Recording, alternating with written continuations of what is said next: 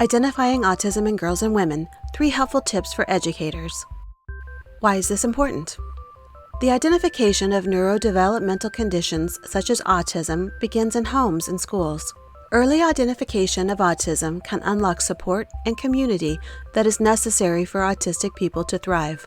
However, many are being let down by our current system of identification and diagnosis. Autistic girls and women have been found to be frequently misdiagnosed or fly under the diagnostic radar altogether. It is not uncommon for autistic girls and women to go undiagnosed well into their adult years. This can have seriously adverse effects on a person's life.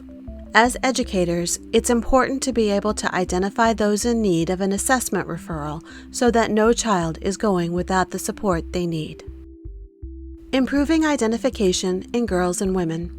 Let's take a look at 3 specific signs of autism that tend to be more common in girls. This is not an end-all be-all list of autistic traits, just 3 signs in autistic girls that tend to get overlooked. Autistic girls can be more passive and quieter than autistic boys. A common marker of autism is meltdowns, where an autistic person is completely overwhelmed and loses behavioral control as a coping mechanism. When a person thinks of an autistic meltdown, many are likely to imagine a hugely disruptive scene. While this may be the case for some autistic girls, many have found ways of coping and self-soothing methods that are less likely to disrupt others.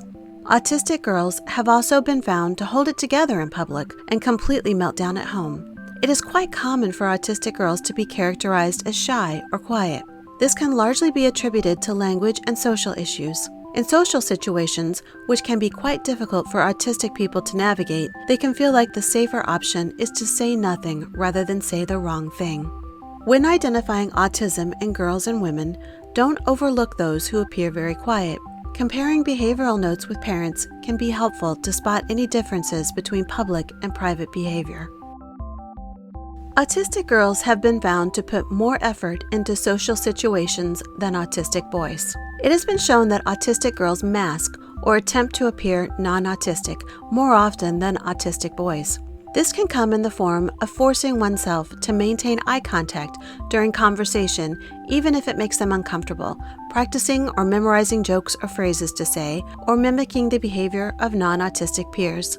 It's common for autistic girls to rely on other children to guide them in social situations. Social interactions may be misleading when identifying autism in girls. Be on the lookout for girls or women who watch others closely for reaction guidance in group situations.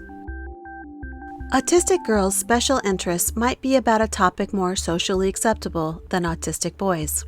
While autistic boys tend to have special interests closely associated with autism, such as math and science, girls may have special interests such as animals or a fictional series.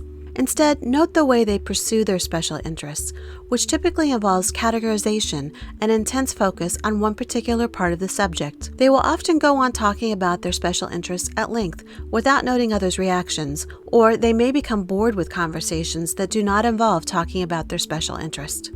Keep an open mind when it comes to the type of special interest. The way they pursue or discuss the special interest may be more useful for identification. For more information, check out the Autistic Women and Non-Binary Network.